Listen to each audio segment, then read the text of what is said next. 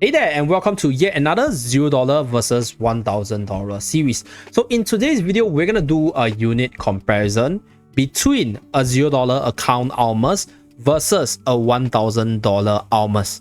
And for this series, for those of you guys who are not familiar, I'll be trying to use like F2P accounts versus a whale account to do the comparison, and this time we are back on Zeeebo.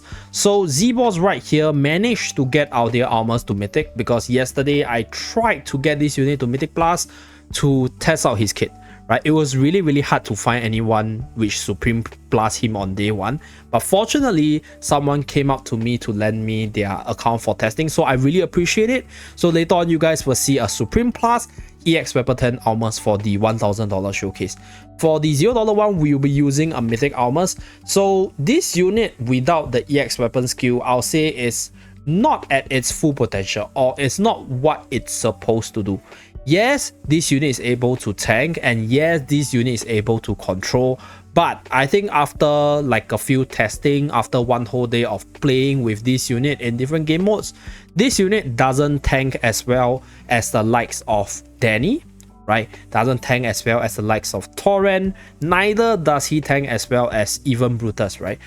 But at the same time, he doesn't control as well as the likes of Danny, nor control as well as the likes of Arden. So before the EX weapon skill, right, this unit you can still use him as a tank, but he's not really a decent unit, not really a good unit. Hence, I'll say for Ulmus case, if you're a free-to-play player, it's not really recommended unless you are running him in the Control Burst Arena team, which I recommended yesterday, or if you're interested in the different things that you're able to try with him as Supreme Plus, which I'll showcase later, then you guys can invest in him. For now, he is a very skippable unit for most free-to-play players. For whale side, he has something for him, so stay tuned for the $1,000 one. Let's showcase him in the different game modes. I'll start with the normal progression first, so I'm not going to level my unit, just going to throw him in and see how well he functions as a tank. Okay, so let's start the battle. Just run the battle at 2 times, have a brief understanding of how this unit will function and how he will fare, then I'll move on to the other game mode. So as you guys can see over here, right, there's 2 issues with this unit. Number 1, this unit is not exactly as tanky as most other tanks, because most of the good tanks have some sort of ways to reduce damage, to slow down incoming damage, which I mentioned yesterday, while this unit doesn't. So this unit has 2 ways to stun the enemy, has 2 ways to gain additional shield and HP, but no way to reduce damage. So when you're pushing high deficit numbers, you can't actually use him as a main tank. That's right, you can't really use him as a main tank. But one thing you can try to run him with is to run him as a secondary tank, where you use the main tank to tank for you, and then you use this unit to provide the control to stall the battle out. So that's one way you can use this unit, which I'll showcase over here. So this is me using Torrent as the main tank, and I'm using our dear Groot over here as more of a control character. Although you guys can see the energy bar of his of this unit is filling up very slowly. So if you do intend to use this unit as a control unit, it's not very optimal as well, because the ultimate is not very spammable, right? At least before the EX weapon. So the caveat is pre-EX weapon. So when it's a lowly invested Ulmus, he's honestly not as efficient. I say he's passable as a support tank like this one, but in most cases you did have better choices out there if you don't intend to hard commit to him. So that's the $0 testing for the AFK stage. So if you compare him to, for example, like Torrent, you guys can see Torrent actually loses HP a lot slower, and because Torrent has an additional life, Torrent is able to hold the front line better. Whereas for Ulmus, if you do decide to use him as a primary tank, once he falls below 30%, he just moves to the back line, and then your back line is in danger. So that's one issue if you want to use him as the main tank. Now let's move on to the arena testing. So for arena testing itself, I'll say, right, before I continue speaking, this unit is honestly not very good outside of the Iron teams, and I'm going to show you guys here maybe 1 or 2 runs, because he just doesn't do much. Like, I don't know how to explain it, he just doesn't do much. So right here, I'm gonna try to swap him in, right? Use this unit as the... Give me a moment. Should I... Okay, I'm gonna swap him in, and then I'm gonna use confining spell. Okay, so I try to swap him in so that he can buy some attention, and then we try to snipe off the OD as we bring the OD to our side of the field. Okay, so our OD managed to use the ultimate. So you guys can see right there, right? Like Ulmus, he's just hitting the enemy, right? He's just a mid shield. He doesn't have taunt, so the enemy is not gonna attack him. He's not gonna charge up his ultimate faster than Danny. For Danny's case, one reason why Danny is so fast in terms of ultimate usage is because Danny has a taunt, which forces the enemy to attack her, which charges up her ultimate a lot faster. So in that case, even in arena, if you're using this unit outside of partnering him with like control units, outside of partnering him with Iron, for example, he doesn't scale as well. So right here, you guys can see he just used his very first ultimate like roughly 30 seconds into the battle. So it's really, really slow. This is a $0 showcase. So we can conclude that this unit is not very useful at low tiers. Neither is he going to be decent if you're not gonna hard commit to him. So with that, let us move on to the Supreme Plus showcase. Let's go. Now to the $1,000 Ulmus showcase. So to be really honest with you guys, I think for the normal character rate up, it wouldn't cost $1,000 for everyone to get him from the lowest tier to Supreme Plus and his EX weapon to EX10 at the very least. I like these banner characters, they are slightly cheaper compared to the Celestial Hippogym ones. So the value of this unit should be less than $1,000. But I mean, I'm just following my series naming, so I'm sticking to the $0 versus $1,000. So this is the $1,000 Ulmus. And the difference between this Ulmus compared to the $0 one is that this Ulmus has the EX weapon skill, which means that the full potential of this unit or the intended usage of this unit is fully unlocked.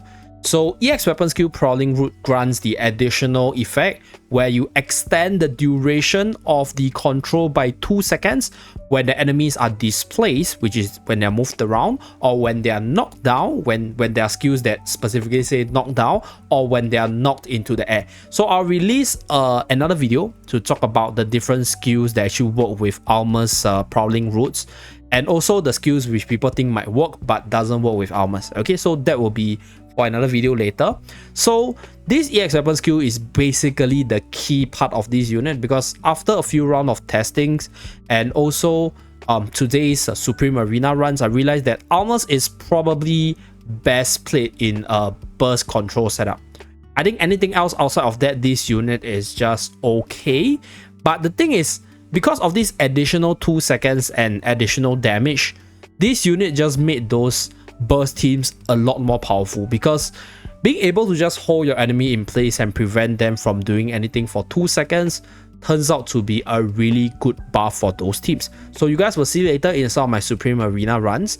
And the other thing that you get, right, by spending a little bit more to upgrade this unit to Supreme Plus is the Enhanced Force skill, which knocks back adjacent enemies by 1 tile when the shield granted by Verdant Barrier breaks or vanishes. So this is additional control, right? You push them back a little bit, you proc more of his Prowling Roots, and at the same time, this doesn't just apply to Ulmus, right? It applies to the unit that gets shielded. So in the case where Ulmus changes from a tank to a support, he will still buff the frontmost ally with Verdant Shield, and this skill will still be active. So this is gonna be another very disruptive skill, and you guys will realize later on that Ulmus is basically like, I'll say, a good combo piece to control teams, and generally is actually pretty decent for PvE teams as well.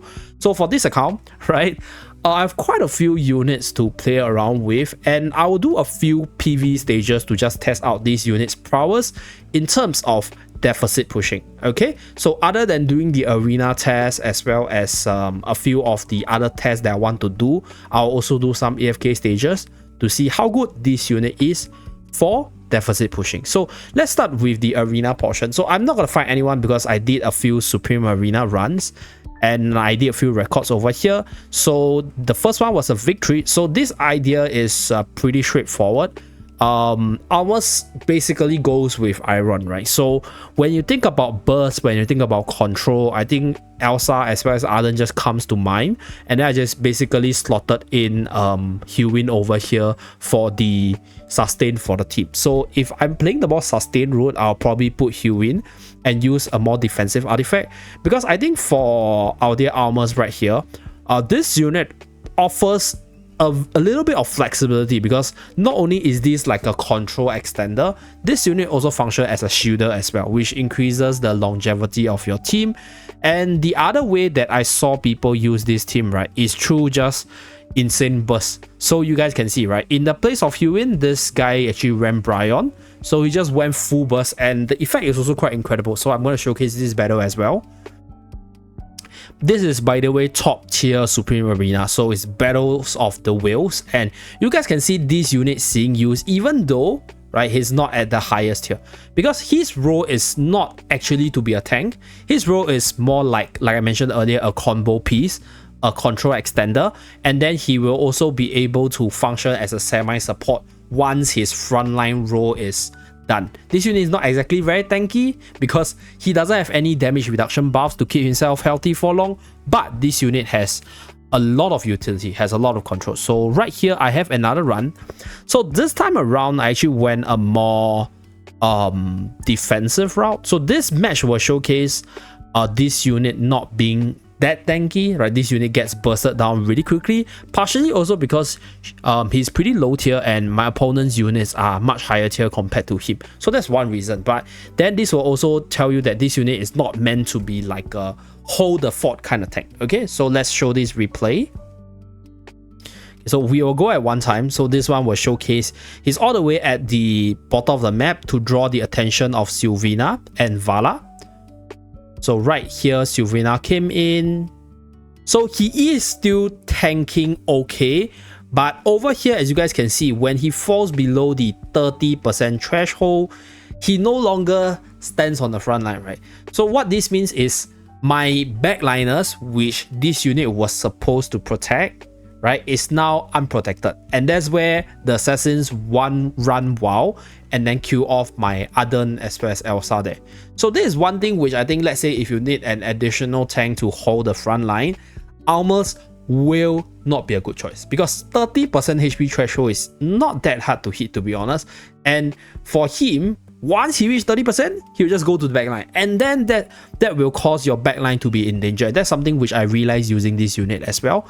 So I did have another battle where I was using the Hewin setup. So this one, I think it's burst versus burst, but at the same time, I think it's also the positioning side of things, because I tried to use Hewin to tank, but I failed. So in the end, I swapped out to Ulmus instead. So I think in terms of the bursting potential, this unit is definitely there in terms of the iron burst comps. Although I think in terms of tanking wise, this unit is not the best. So if you want a proper unit to hold the fort for you, Ulmus can maximum serve as a secondary hold the fort unit. But at the same time, his current best team is a team consisting of Iron, Arden, Elsa obviously for all the bursts, and if you have additional magical damage power in the form of Bryon, or maybe if you only have OD, you can also use OD as well to quickly burst people down, then that is one team that you guys can use, at least from the arena perspective.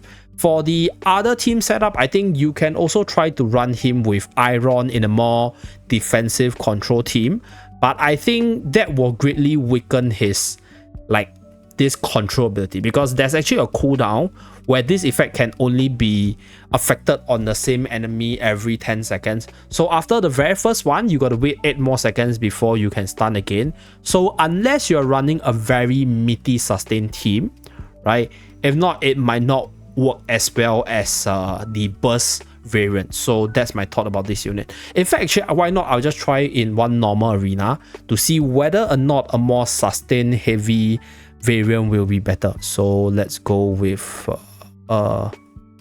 let's go with this. Okay, so we will go for a more sustain heavy variant. In fact, I do have an idea in mind, which is the Danny Store team. So how about we do the Danny store over here?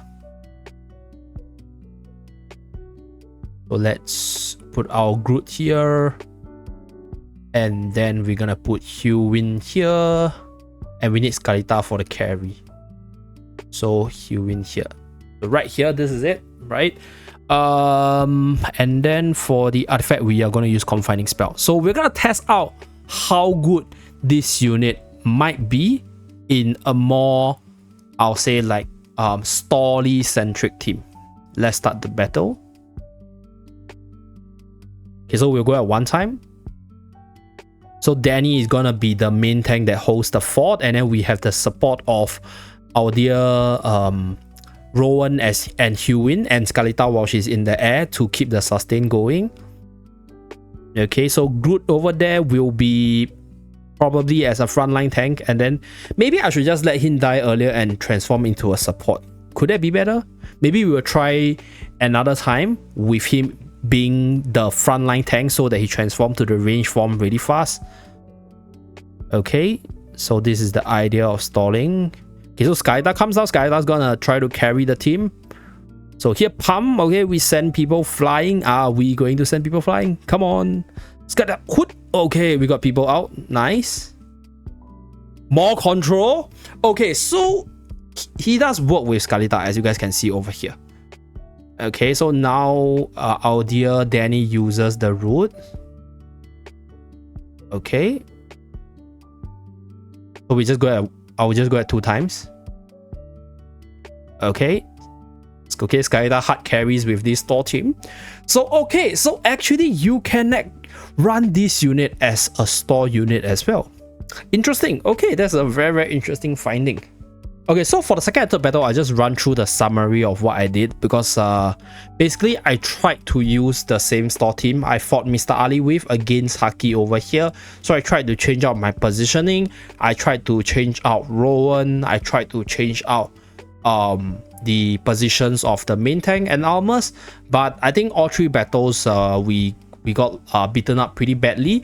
And I think either number 1, because our armor stats is way too far below the enemy's units, so the effect of this unit is not there, or number 2, yes, Ulmus EX weapon skill is pretty decent, but in terms of versusing a more bursty comp like this one, right, if you don't have that iron initial control, you can't actually stall out the fight as well. So that's what I thought about this unit. So generally, the difference between a $0 versus a $1,000 Ulmus over here is the difference of you having the EX weapon as well as the Supreme Plus skill, which will greatly elevate the quality of this unit, which will make this unit super useful. So at $0, this unit can tank well, but doesn't do deficit pushing very, very well. So that's one thing that we knew from the $0 account, from my Zeebo's account. And from the $1,000 perspective, you can run this unit in obviously your arena, Supreme Arena. And one more thing that I want to test is with regards to the AFK deficit pushing. So I'm just gonna do one battle, and this is an idea which I got from other players, right? That this is actually one viable setup where your Smokey can stand in the middle and you can let the game run auto on its own. So this is something that is very, very interesting. So here I am. I'm going to try and let the battle just run at auto, so you guys can see it for yourself. Oops. Okay, Smokey just died. Unfortunate. Okay, so let's see again whether or not it works. Okay, so Iron pulls everyone together. Oh, wow. So that's how it works. Okay, so basically to explain the idea is because now, right, we have Ulmus in the team. When Iron uses the ultimate immediately at the start of the battle, the enemies get stunned and they cannot come close to Smokey. So you can put Smokey safely in the middle, and then subsequently every single time Iron uses that pull together, Ulmus is just gonna stun them and lock them down. Oh my god, this is insane. Okay, so I will do a separate AFK stage pushing video with Ulmus and this Smokey team, right, to release that and talk about my experience, because this video is quite long. But Ulmus is not bad, right? I'll say it's quite viable. Basically, he took over the role of Hewin and made our AFK stage experience a lot more hands-free, right? I just autoed this stage personally. Enjoy it, okay? So that's it for this video. Thank you very much for tuning in. Hopefully you guys like the $0 versus $1,000 unit comparison. And do remember to like and subscribe to see more in the future. I'll see you guys again in my next video. Bye guys.